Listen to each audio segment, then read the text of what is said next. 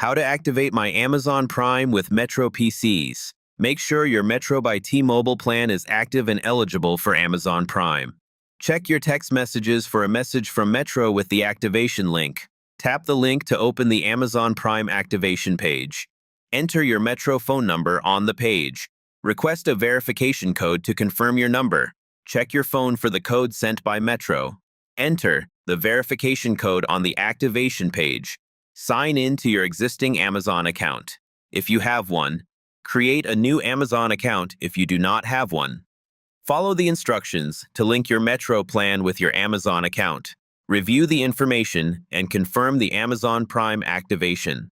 Accept the Amazon Prime membership terms. Wait for the confirmation that your Prime membership is active.